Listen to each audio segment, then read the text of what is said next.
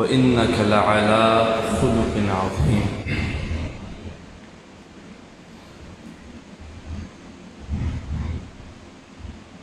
ایک بہترین بزم، بہترین عنوان پر منعقد کروانے پر، اس کا بہترین انتظام کرنے پر میں پرنسپل جناب کالج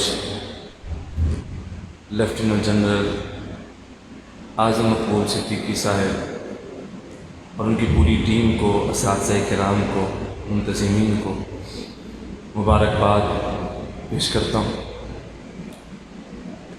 اس مجلس کا یہ طرہ امتیاز ہے کہ یہ مجلس عام مجالس کی طرح نہیں ہے، یہ محفل عام محافل کی طرح نہیں ہے، بلکہ یہ محفل اس عنوان پر منعقد کی گئی ہے جو عنوان مقصد حیات ہے، جس عنوان کے بارے میں آپ بلا شبہ یہ کہہ سکتے ہیں کہ اللہ تعالیٰ نے اسی عنوان کے گرد گھومنے کے لیے ہمیں اس دنیا میں پیدا فرمایا ہے، اور وہ ہے سیرت النبی صلی اللہ علیہ وآلہ وسلم۔ سیرت النبی کی عظمت، شان، مقام اور مرتبہ اس قدر بلند تر ہے، اس کی عظمت کا اندازہ آپ اس بات سے لگا لیں کہ خود اللہ تعالیٰ اپنے کلام پاک میں، قرآن پاک میں نبی صلی اللہ علیہ وآلہ وسلم کی سیرت بیان فرماتا ہے۔ قسمیں اٹھا اٹھا کر جو آیات کریمہ میں نے شروع میں آپ کے سامنے پڑھی ہیں، اس میں اللہ تعالیٰ نے اتنی بڑی قسم اٹھائی ہے، فرمان ربانی ہے، مجھے قلم کی قسم ہے، اور اس قلم کے ساتھ جو کچھ بھی فرشتے لکھتے ہیں ان سب کی قسم،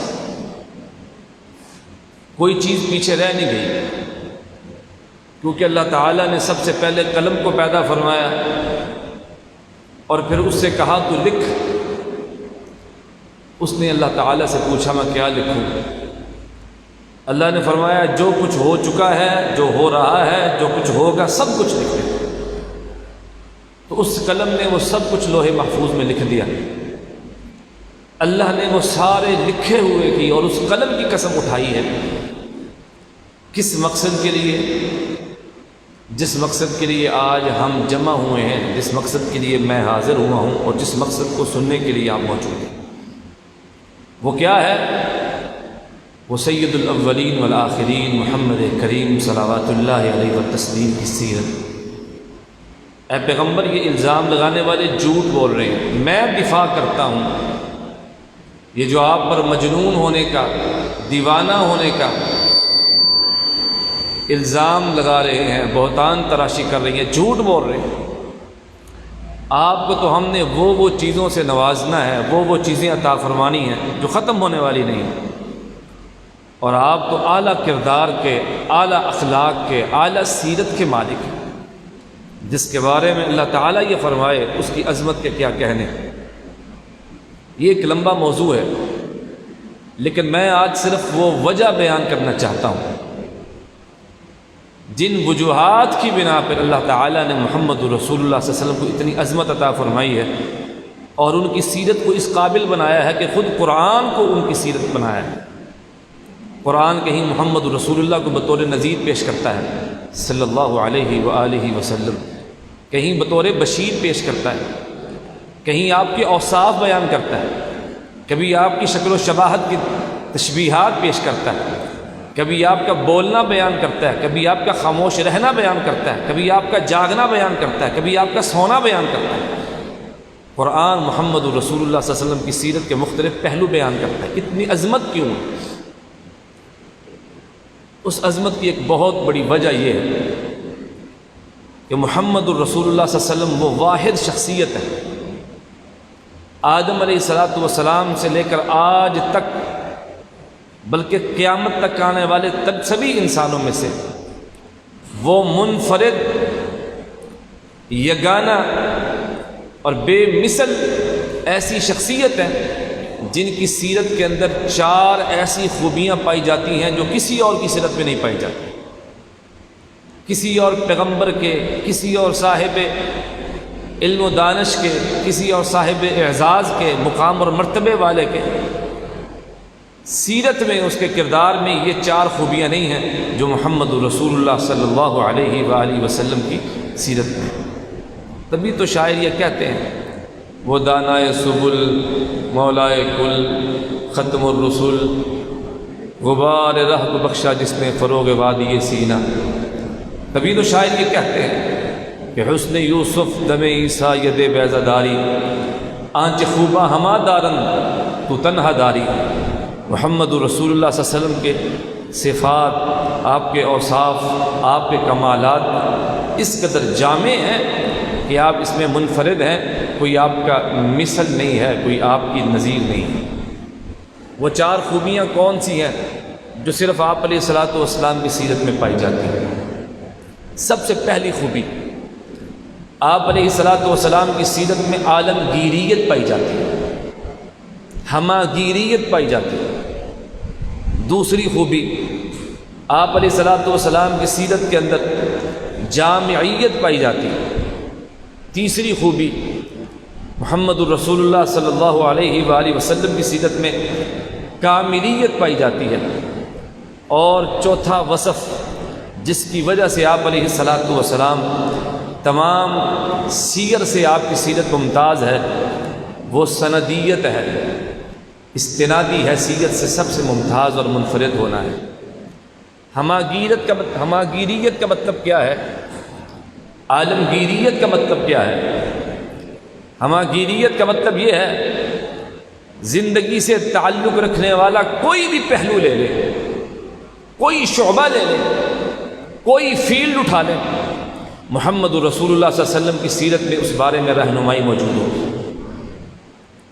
کسی بھی شعبے سے آپ کا تعلق ہے، آپ حکمران ہیں، محمد رسول اللہ صلی اللہ علیہ وسلم کی حکمرانی دیکھ لیں، مدینے کا والی دیکھ لیں کیسے حکومت کر رہا ہے۔ آپ رعایا ہیں، محمد رسول اللہ صلی اللہ علیہ وسلم کی مکہ مکرمہ میں گزری ہوئی زندگی دیکھ لیں۔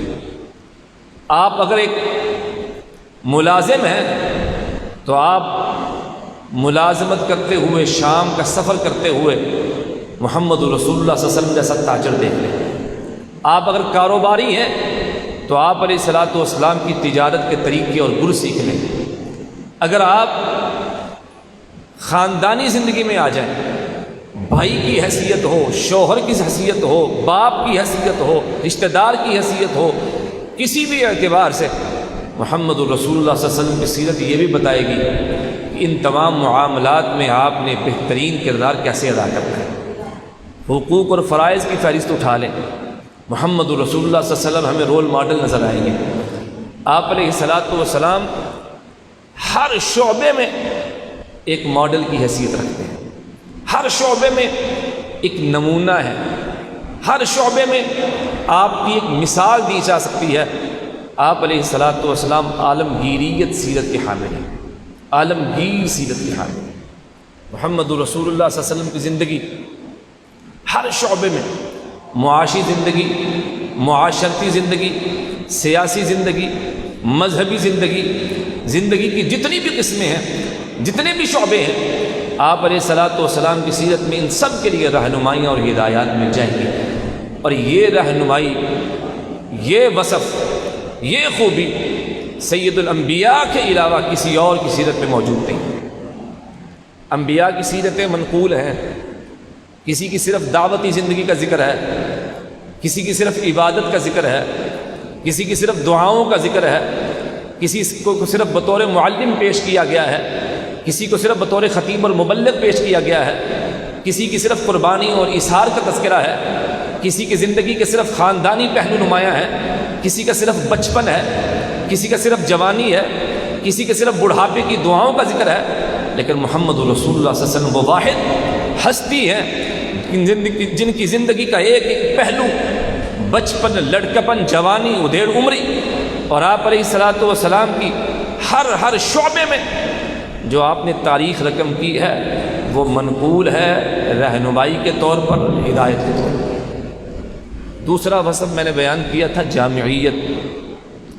جامعیت کا مطلب یہ ہے کوئی پیغمبر ایسا ہے جس کی زندگی میں صرف چند ایک ہدایات ہمارے سامنے موجود ہیں. عیسیٰ علیہ الصلوۃ والسلام کی زندگی کے چند دن اور زندگی کے صرف چند نشیب و فراز کا ذکر ہے. نشیب و فراز ہمارے تک پہنچے ہیں. موسیٰ علیہ الصلوۃ والسلام کی صرف دعوتی زندگی یا ان کے بچپن سے جوانی تک پہنچنے کا تذکرہ ہے. ابراہیم علیہ الصلوۃ والسلام کی صرف قربانیوں کا تذکرہ ہے. نوح علیہ الصلوۃ والسلام کی صرف دعاؤں کا، ان کے طرز دعوت کا اور طوفان نوح کے وقت ان کا کردار کیا تھا اس کا تذکرہ ہے. آدم علیہ الصلوۃ والسلام کی صرف تخلیق کا، جنت میں جانے اور زمین پر اترنے کا تذکرہ ہے. لیکن محمد رسول اللہ صلی اللہ علیہ وسلم کی سیرت کا یہ نمایاں امتیاز ہے، یہ بلکہ ترہ امتیاز ہے کہ آپ کی زندگی کا ہر شعبہ ہمارے سامنے موجود ہے. بچپن کے تذکرے دیکھ لیں، بنو سعد کے قبیلے میں آپ کے گزرے ہوئے لمحات موجود ہیں. اپنی والدہ کی زیر نگرانی گزرے ہوئے چند لمحات بھی موجود ہیں. اپنے دادا جناب عبد المطلب کی زیر پرورش گزارے ہوئے لمحات بھی موجود ہیں. اپنے چچا جناب ابو طالب کی زیر تربیت گزارے ہوئے سال ہمارے سامنے نمایاں ہیں. آپ کے تجارتی سفر، شام کا سفر، حضرت خدیجہ الکبریٰ رضی اللہ تعالی عنہا ان کا مال لے کر جانا، یہ تفصیلات ہمارے سامنے موجود ہیں. آپ علیہ الصلوۃ والسلام کی سیرت کی کتابیں اٹھا کر دیکھ سکتے ہیں. آپ علیہ الصلوۃ والسلام کے اپنے چچاؤں کے ساتھ اس دور میں کی ہوئی جنگوں میں شریک ہونا منقول ہے، مروی ہے. آپ علیہ الصلوۃ والسلام کے نیکی کے کاموں میں، حلف الفضول میں اور کعبہ کی تعمیر میں، اور کعبہ کی تعمیر کے وقت حجر اسود کو نصب کرتے وقت جو لڑائی کا خدشہ پیدا ہوا تھا اس کی صلح کروانے میں، اس کا فیصلہ کروانے میں آپ علیہ الصلوۃ والسلام کا کردار موجود ہے. اور اس کے بعد نبوی زندگی شروع ہو جاتی ہے. نبوی زندگی کا تو ایک ایک لمحہ محفوظ ہے. احادیث کی کتب میں دیکھ لیں، آپ کا صبح سے جاگنا اور رات تک سونے تک کا وقت، اور آپ کی نمازیں، آپ کے اذکار، ورد وظائف، آپ کے اسفار، آپ کا قیام، آپ علیہ السلام کی گفتگو، آپ کی خاموشی، آپ کی مہمان نوازی، آپ کی صلہ رحمی، آپ کا سچ بولنا، آپ کی امانت داری، آپ کے جتنے بھی اوصاف ہیں سب محفوظ ہیں. احادیث کی کتابیں بھری پڑی ہیں. یہ آپ علیہ الصلوۃ والسلام کی سیرت کی جامعیت کی بہت بڑی دلیل ہے. اور آپ علیہ الصلوۃ والسلام کے علاوہ باقی رسل دیکھ لیں، بڑے بڑے عظیم لوگ دیکھ لیں، کسی کی زندگی کی جامعیت اس طرح محفوظ نہیں. تیسری بات، تیسرا وصف جو آپ علیہ الصلوۃ والسلام کی سیرت کے اندر موجود ہے، جو کسی اور میں نہیں ہے، وہ کاملیت ہے. کوئی وصف ادھورا نہیں ہے، کسی صفت میں آپ معاذ اللہ ناقص نہیں ہیں. ہر وصف کامل و اکمل ہے. ہر معاملے میں آپ درجہ اتم پر فائز ہیں. ہر معاملے میں آپ سب سے اول، سب سے اوپر نظر آتے ہیں. کوئی بھی وصف لے لیں، کسی بھی معاملے میں لے لیں، آپ سب سے آگے نظر آئیں گے. آئلی زندگی دیکھ لیں، معاشی زندگی دیکھ لیں، معاشرتی زندگی دیکھ لیں، ذاتی اوصاف دیکھ لیں، شخصیت سازی دیکھ لیں، تربیت دیکھ لیں، سچ بولنا، امانت داری، حلال کھانا، پاکیزہ زندگی گزارنا، باحیا ہونا، ایک ایک وصف اٹھا کے دیکھ لیں. آپ علیہ الصلوۃ والسلام بدرجہ اتم کاملیت کے مرتبے پر فائز ہیں. ہر معاملے میں کامل ہے، کسی میں کوئی نقص اور خرابی آپ دکھا نہیں سکتے، انگلی اٹھا نہیں سکتے.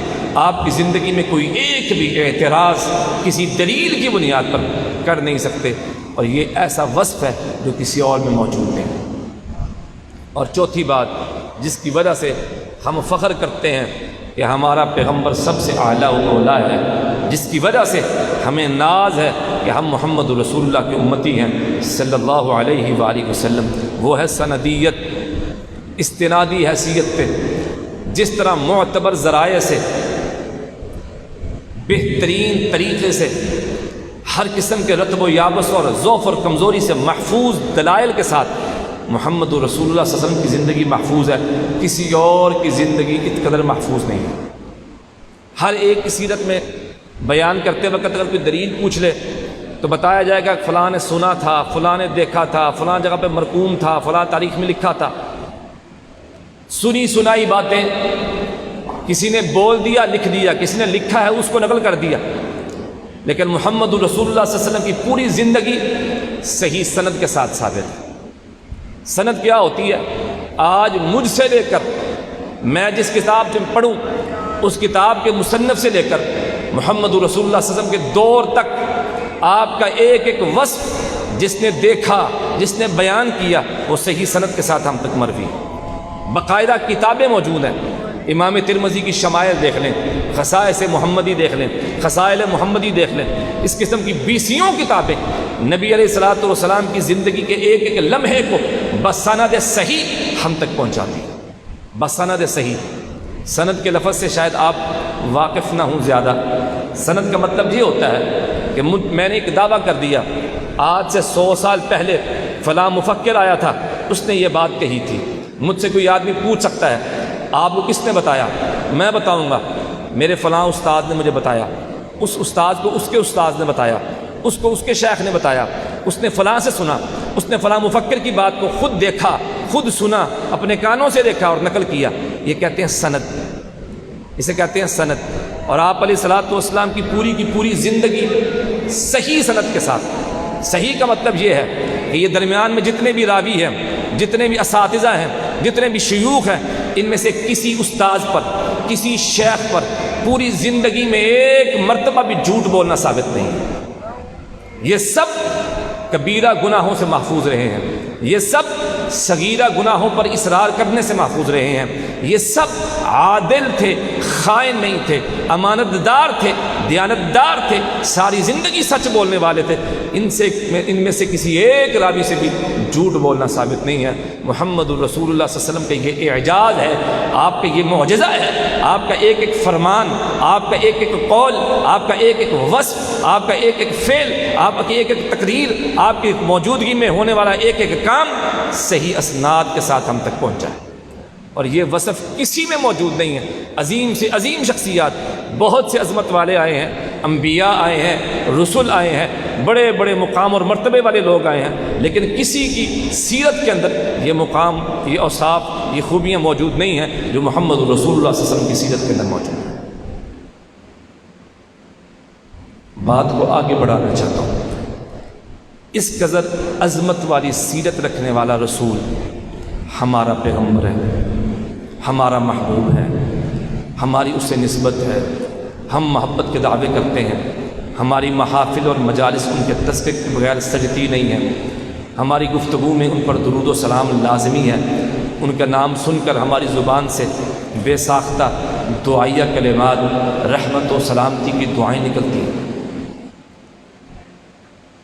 اس تعلق کا صرف یہی تقاضا ہے کہ ہم صرف اور صرف ان سے محبت کا دم بھریں، ان کے تذکرے کر دیں، ان کی خوبیاں بیان کر دیں، ان کی سیرت کے عظمت کے شادیانے بجائیں، اور پھر اپنی منمانی کریں۔ ہماری سیرت اور ان کی سیرت کا کسی بھی اعتبار سے تقابل نہ ہو سکے۔ ایک آدمی کہتا ہے میں محمد رسول اللہ کا کلمہ پڑھنے والا ہوں صلی اللہ علیہ وآلہ وسلم، لیکن میرا اخلاق، میرا کردار، میرا بول چال، میری پوری زندگی ایسی ہے کہ لوگ دیکھ کے نفرت کریں، اور محمد رسول اللہ صلی اللہ علیہ وسلم کی زندگی ایسی ہے کہ لوگ دیکھ کے تبدل جائیں اور اپنی زندگیوں کو تبدیل کر لیں۔ میرا پھر کیا تعلق ہوا؟ آپ علیہ الصلوۃ والسلام کا کلمہ پڑھنا، آپ علیہ الصلوۃ والسلام کا تعلق اپنے آپ سے جوڑنا، آپ کی سیرت کا تذکرہ اور آپ کی سیرت کے ساتھ اپنے آپ کی نسبت قائم کرنا کچھ تقاضے رکھتی ہے، کچھ تقاضے رکھتی ہے۔ اگر ہم چاہتے ہیں کہ آپ کی سیرت سے ہم بھی استفادہ کریں، آپ کی سیرت ہمیں بھی فائدہ دے، آپ کی عظمت ہمیں بھی فائدہ دے، اس کا کوئی ہمیں بھی اثر ہو، ہمیں بھی وہ چیزیں ملیں جو اللہ رب العزت نے نبی علیہ الصلوۃ والسلام کی سیرت میں پنہا رکھی ہیں، تو پھر اس کے کچھ تقاضے ہیں جن کو پورا کرنا پڑے گا۔ سب سے پہلا تقاضا یہ ہے کہ آپ علیہ الصلوۃ والسلام کی سیرت کا مطالعہ کیا جائے۔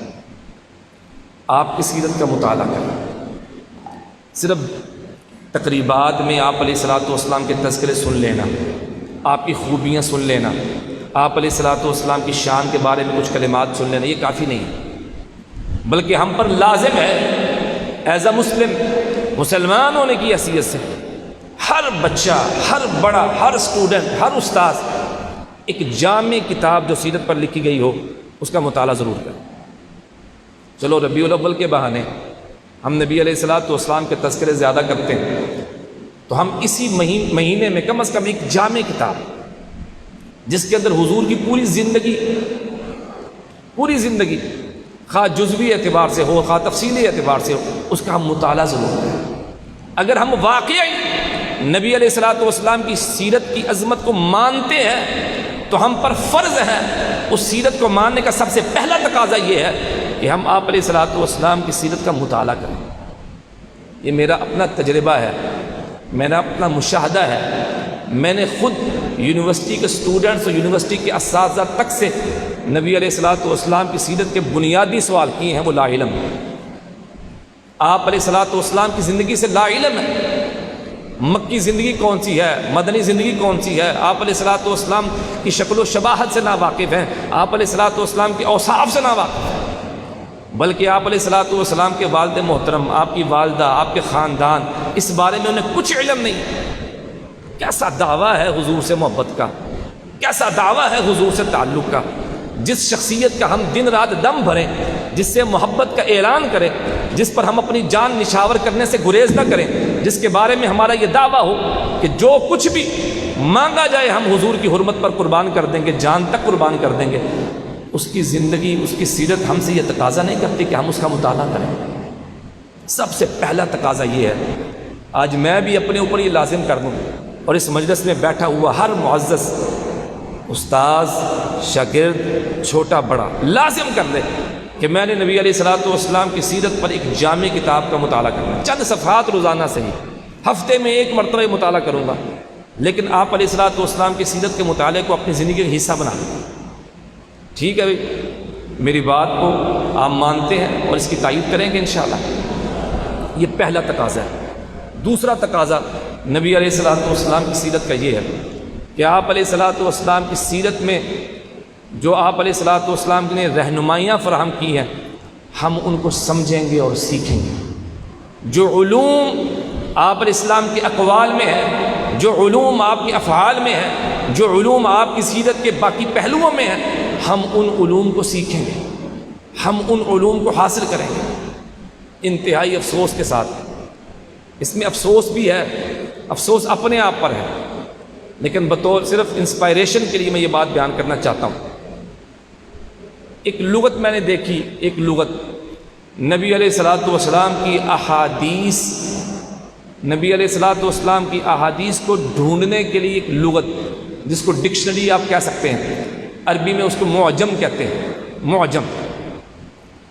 مثال کے طور پر آپ نے کسی حدیث کے بارے میں معلوم کرنا ہے کہ یہ حدیث کے مکمل کلمات کیا ہیں اور یہ حدیث کس کس کتاب میں موجود ہے۔ حدیث کہتے ہیں نبی علیہ السلام کے فرمان کو، آپ کے افعال کو، آپ کی موجودگی میں ہونے والے کام جن کو آپ نے برقرار رکھا، اس کو تقریر بھی کہتے ہیں اصطلاح میں، اس کو، اور آپ کے اوصاف کو، خواہ وہ اوصاف خلقی ہوں خواہ وہ خلقی ہوں، پیدائشی ہوں یا اخلاقی ہوں، ان کو کہا جاتا ہے حدیث۔ ایک کتاب ہے المعجم المفہرس لالفاظ الاحادیث النبویہ صلی اللہ علیہ وآلہ وسلم، المعجم المفہرس، حدیث کی بڑی بڑی 10 کتابوں کی معجم تیار کی گئی ہے۔ یہ آج کے دور کی نہیں ہے، یہ کمپیوٹر کے آنے سے پہلے کی بات ہے، جس وقت ایک ایک حوالے کو تلاش کرنے کے لیے 20 کتابوں کو تلاش کرنا پڑتا تھا۔ یہ اس دور کی بات ہے، اس دور کی بات ہے۔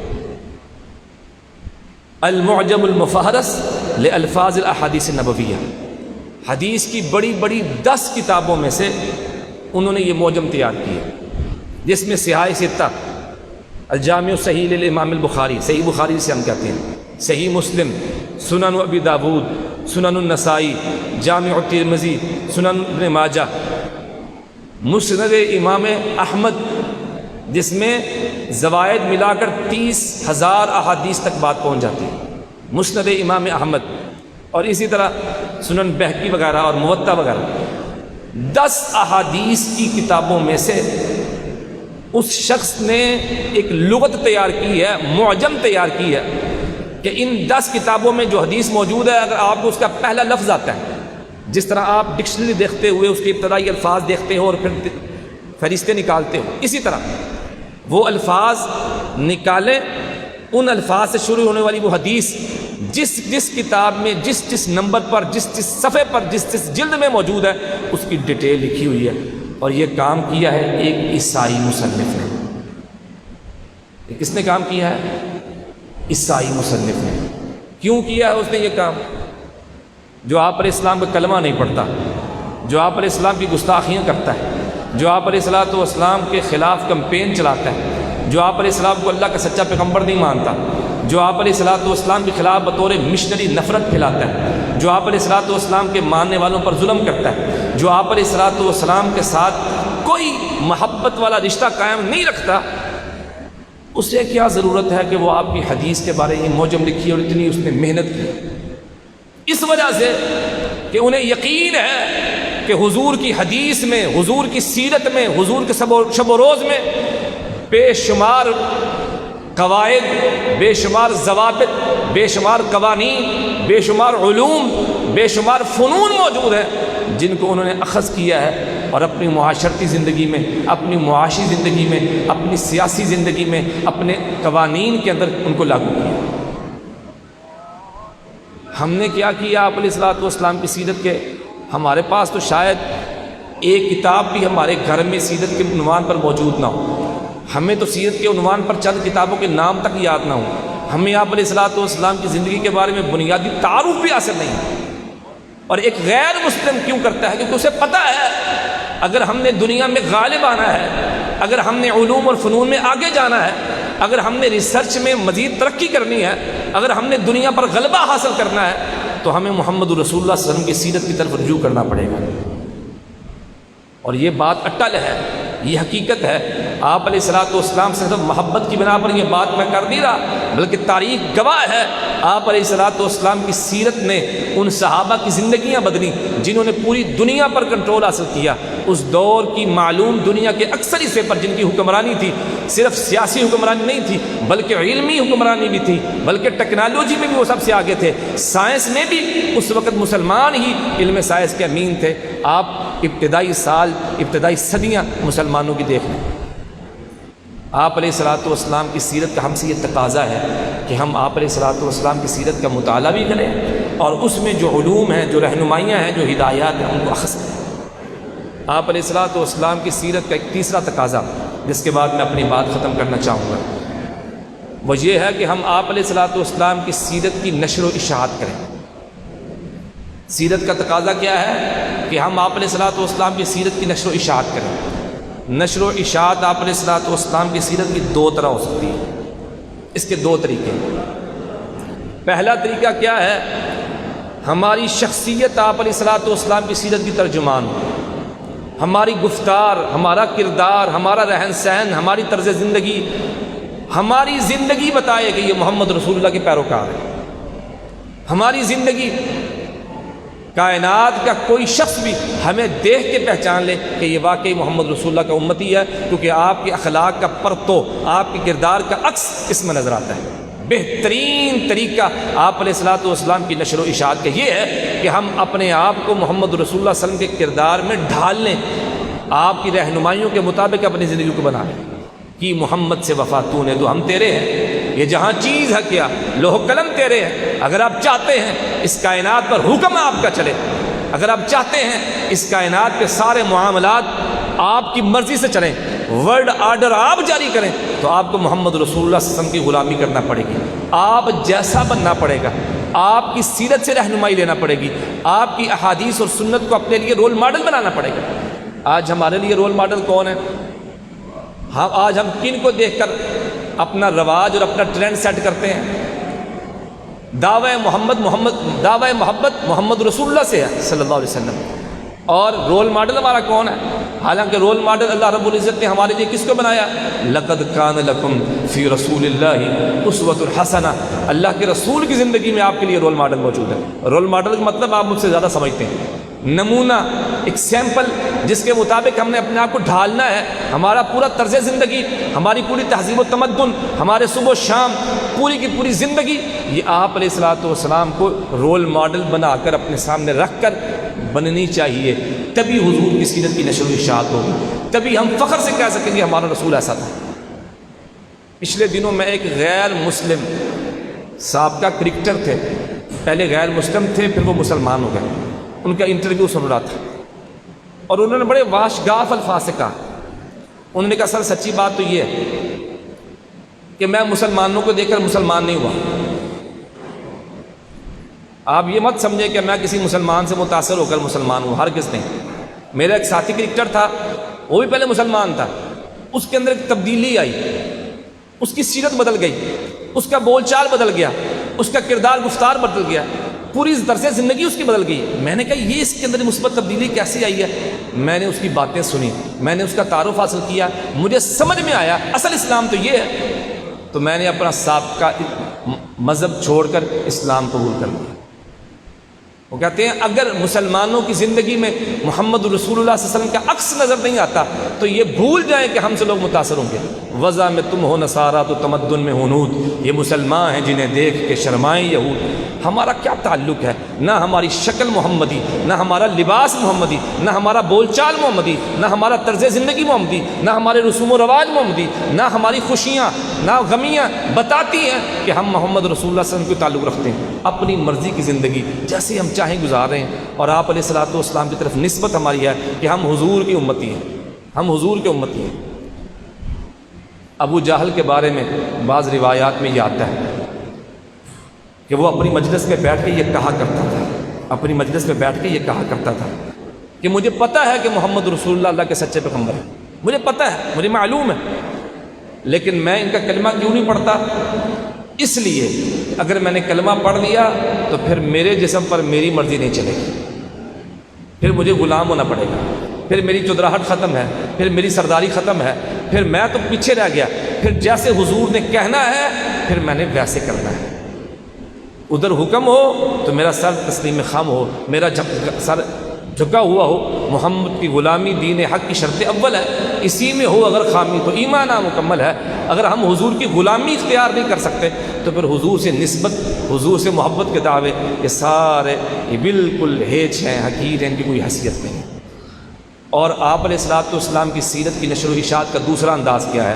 ہماری مجالس کے موضوعات میں حضور کے واقعے موجود ہیں، ہم لوگوں کے ساتھ بیٹھیں، ہم لکھیں، ہم بات کریں، ہم ٹویٹ کریں، ہم پوسٹ کریں، اس میں نبی علیہ الصلوۃ والسلام کی زندگی کے، آپ علیہ الصلوۃ والسلام کی سیرت کے، آپ کی شان اور آپ کے فضائل کے، آپ کے اوصاف کے کچھ نہ کچھ مظاہر بیان کریں۔ میرے حضور ایسے تھے، میرے پیغمبر ایسے تھے، میرے پیغمبر نے یہ فرمایا، میرے پیغمبر کی موجودگی میں یہ ہوا، آپ کے کردار یہ تھا۔ ہماری مجالس کے موضوعات جب تک یہ نہیں ہوں گے تو سیرت کی نشر و اشاعت کیسے ہوگی؟ کیسے ضرورت پیش آئے گی لوگوں کو سیرت کے مطالعے کرنے کی؟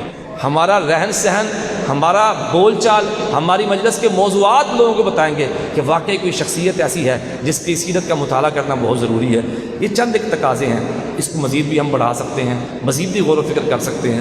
یہ باتیں میرے اور آپ کے لیے تلخ ضرور ہیں لیکن اسی میں حقیقت ہے۔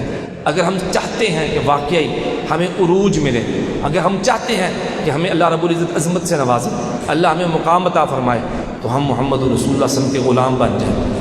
ہمارے بڑوں نے حضور کی غلامی اختیار کی، تو اسی وجہ سے اللہ نے ان کو اتنا عظیم بنا دیا کہ ان کے نام سن کر پوری دنیا پر رعب اور دبدبہ طاری تھا، ہر میدان میں وہ آگے تھے۔ اللہ مجھے اور آپ کو اس کی توفیق عطا فرمائے۔ اقول قولی ھذا استغفر اللہ لی ولکم ولسائر المسلمین وآخر دعوانا ان الحمد للہ رب العالمین۔